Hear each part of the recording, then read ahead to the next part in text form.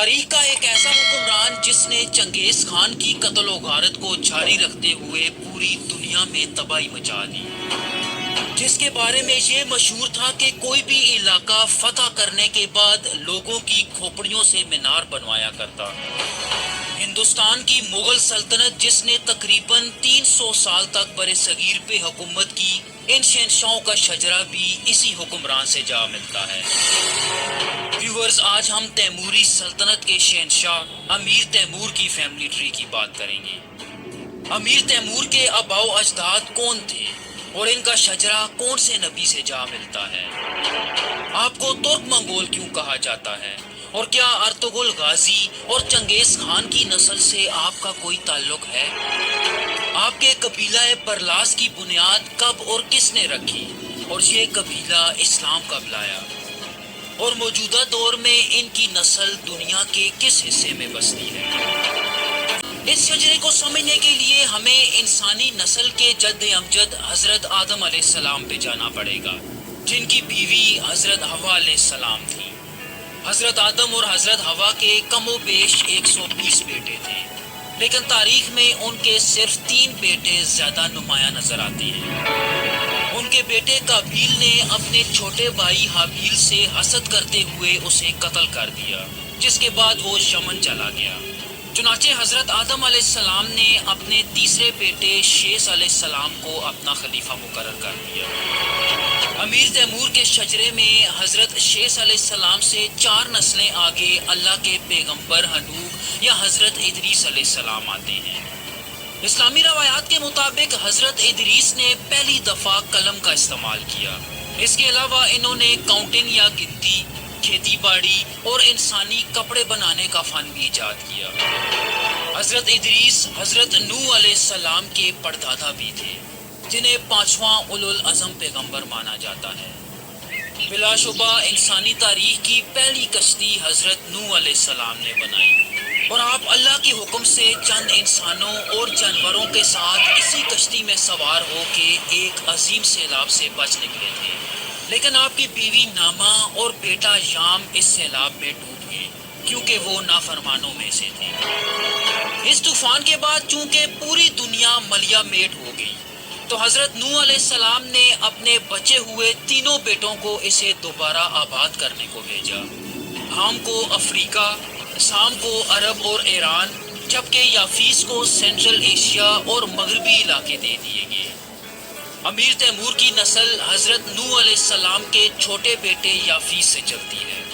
Viewers, یہاں ایک دلچسپ بات آپ کو بتاتے چلیں کہ موجودہ چین اور ترکوں کے علاوہ تمام عجم بادشاہ یافیس کی نسل سے ہیں، اور اس کے ساتھ ساتھ یاجوج اور ماجوج کو بھی انہی کی نسل سے سمجھا جاتا ہے۔ یافیس کے 8 بیٹے تھے، اور جب ان کی موت کا وقت نزدیک آیا تو انہوں نے اپنے سب سے بڑے بیٹے ترک کو اپنا جانشین مقرر کر دیا۔ اور ویورز، ترک کے آگے 4 بیٹے تھے، اور امیر تیمور کی نسل ان کے سب سے بڑے بیٹے توتک سے چلتی ہے، جو کہ ترک کے بعد ان کا جانشین بھی بنا۔ اگر ہم توتک سے 3 نسلیں آگے آئیں تو النجا خان آتا ہے، جو کہ ترکوں، منگولوں اور تاتاریوں کا مشترکہ جد امجد مانا جاتا ہے۔ اس کی جو بات اسے سب سے زیادہ منفرد کرتی ہے وہ اس کے 2 جڑواں بیٹے منگول اور تاتار ہیں۔ ویورز، اگر منگول کی بات کی جائے تو اسے ایشیا میں پاکستان، انڈیا، چائنا اور سینٹرل ایشیا کے کئی قبیلوں کا جد امجد سمجھا جاتا ہے، جبکہ تاتار کو موجودہ قزاقستان کے لوگوں کا جد مانا جاتا ہے۔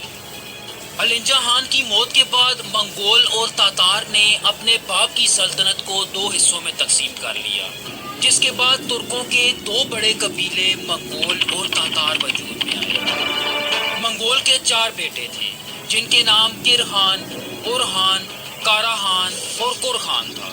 تیمور کی نسل منگول کے تیسرے بیٹے کارا خان سے چلتی ہے۔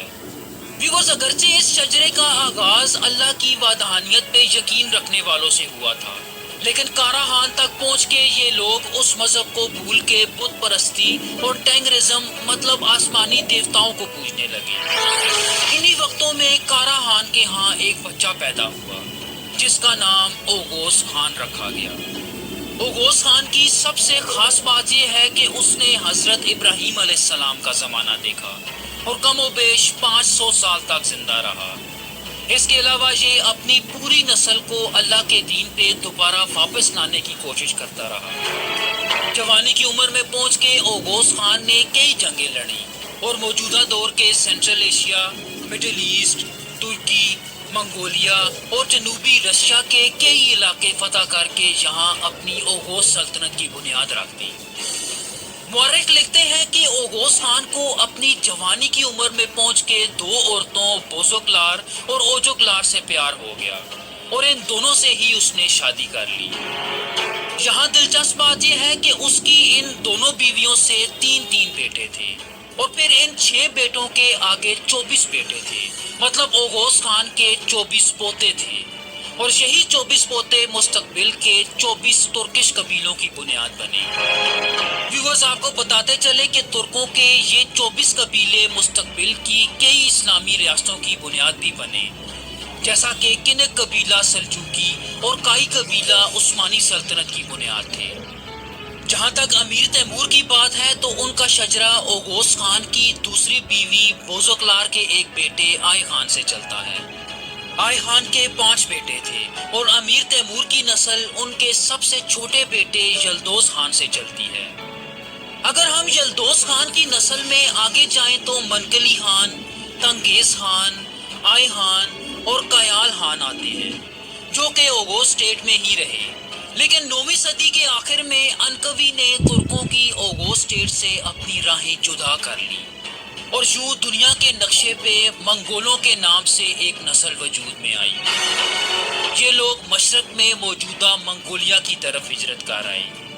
منگولیا میں رہتے ہوئے انکوی کا ایک بچہ پیدا ہوا جس کا نام بودن چار رکھا گیا، جو کہ منگولوں کی تاریخ میں بہت اہمیت کا حامل ہے۔ ویورز، یہاں دلچسپ بات یہ ہے کہ منگولوں کی کتاب دی سیکرٹ ہسٹری آف منگولز کے مطابق بودن چار ایک بھیڑیے بورتے شنو اور ایک ہرن گوا مرال کی نسل سے تھا۔ بودن چار کی سب سے خاص بات یہ ہے کہ اسے چنگیز خان اور امیر تیمور دونوں کا مشترکہ جد امجد سمجھا جاتا ہے، جس نے منگولوں کے بورجگن قبیلے کی بنیاد بھی رکھی۔ اس کے 5 بیٹے تھے اور امیر تیمور کی نسل اس کے چوتھے بیٹے حابیج سے چلتی ہے، جو بودن چار کے بعد بورجگن قبیلے کا اگلا سردار بھی بنا۔ حابیج کے بعد مینین اور پھر اس کا بیٹا ہاچی ہولوگ آتا ہے۔ اس کے زمانے میں منگول اتنے طاقتور ہو چکے تھے کہ پورے شمالی منگولیا پہ راج کر رہے تھے، لیکن ہاچی ہولوگ کے انتقال کے فوراً بعد جنوبی چائنا کی لیاؤ سلطنت نے ان پہ حملہ کر دیا۔ انہوں نے منگولوں کی ملکہ مونولون اور اس کے تمام بچوں کو قتل کر دیا، لیکن اس کا ایک بچہ کیدو خان ان سے بچ نکلنے میں کامیاب ہو گیا۔ کیدو خان نے جوانی کی عمر میں پہنچ کے چینیوں کے خلاف اعلان جنگ کر دیا اور ان سے اپنے سارے علاقے دوبارہ حاصل کر لیے۔ کیدو کے بعد باشن خور نے اپنے باپ کی طرح لیاؤ سلطنت کے خلاف جنگوں کا سلسلہ جاری رکھا اور اپنے علاقوں کو وسعت دیتا رہا۔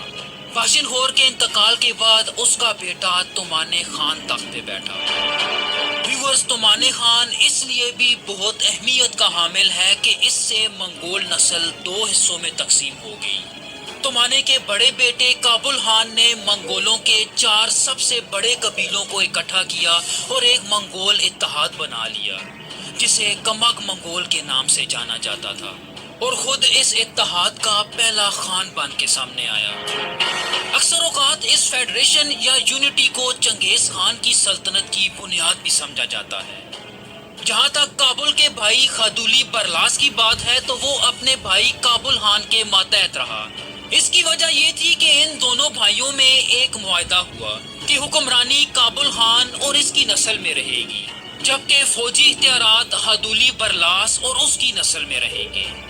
ویورز، یہاں ایک بات واضح کر دی جائے کہ کابل خان کی نسل سے چنگیز خان، جبکہ اس کے بھائی خادولی برلاس کی نسل سے امیر تیمور آتے ہیں، تو مطلب چنگیز اور تیمور کو ہم دور کا کزن کہہ سکتے ہیں، اور تمانے خان کو ان دونوں کا مشترکہ جد امجد مانا جا سکتا ہے۔ خادولی برلاس کے بعد اس کا بیٹا ارم دولی بھی اپنے باپ کی طرح کمک منگولوں کا ایک جنرل اور ایڈوائزر رہا۔ اس کا بیٹا سکو سچین چنگیز خان کے والد یسوگئی کے دور میں ایک فوجی کمانڈر رہا۔ سکو کے 3 بیٹے تھے، جن میں قبلائی برلاس، جسے چنگیز خان اپنی فوج کے سب سے مایہ ناز شکاریوں میں سے ایک شکاری سمجھتا تھا، ایک ایسا شکاری جو انسانوں کا شکار کیا کرتا تھا۔ سکو کا دوسرا بیٹا توکاچار برلاس چنگیزی فوج کا ایک جنرل ہونے کے ساتھ ساتھ چنگیز خان کا داماد بھی تھا، جبکہ سکو کا تیسرا بیٹا کاراچار برلاس اس کے تینوں بیٹوں میں ایک منفرد مقام رکھتا تھا۔ کہا جاتا ہے کہ جب چنگیز خان اپنے بستر مرگ پہ تھا تو اس نے اپنے تمام بیٹوں کو بلوایا اور اپنی سلطنت کو ان میں بانٹ دیا۔ اس کے بیٹے چغتائی کو سینٹرل ایشیا سے لے کے افغانستان اور موجودہ پاکستان کے علاقے دیے گئے، جسے بعد میں چغتائی خانیت کہا جاتا تھا۔ چنگیز خان نے کاراچار کو اپنے پردادا خاتولی برلاس اور کابل خان کا معاہدہ یاد کراتے ہوئے چغتائی فوج کا ایک جنرل بنا کے بھیجا۔ ویورز، کاراچار کو برلاس قبیلے کا جد امجد بھی سمجھا جاتا ہے۔ کاراچار کی موت کے بعد اس کے بیٹے اچل نے اس کی جگہ سنبھالی۔ اچل کے بعد جب ایلنگیر قبیلے کا سردار بنا تو یہ لوگ ازبکستان کے علاقوں میں وقتاً فوقتاً ہجرت کیا کرتے تھے، جہاں ان کی ملاقات کچھ اللہ والوں سے ہوئی اور یہ لوگ مسلمان ہو گئے۔ کچھ مورخین کا یہ ماننا ہے کہ امیر تیمور کے والد امیر تراگائی ایک عام سکھ کسان تھے، تاہم انہیں ان وقتوں میں ایک معقول حد تک امیر اور بااثر شخص سمجھا جاتا تھا، جبکہ کچھ دوسرے تاریخ دان اس کے برعکس رائے بھی رکھتے ہیں۔ جہاں تک ان کی والدہ تقینہ خاتون کی بات ہے تو ابن خلدون کے مطابق وہ پرشین یا ایرانی تھی۔ امیر تیمور سن 1336 میں موجودہ ازبکستان میں چغتائی خانیت میں پیدا ہوئے۔ وہ برلاس قبیلے کی گورکھانی شاخ سے تعلق رکھتے تھے، جو کہ کئی حساب سے منگول اور ترکوں کا ایک مجموعہ تھی، اسی لیے تیمور کو ترک منگول بھی کہا جاتا تھا۔ تیمور اپنے بچپن سے ہی انتہائی جنگجو تھا، یہی وجہ تھی کہ بہت چھوٹی عمر میں اپنے قریبی ساتھیوں کے ساتھ مال اور مویشیوں کے لیے مسافروں پہ حملے کیا کرتا تھا۔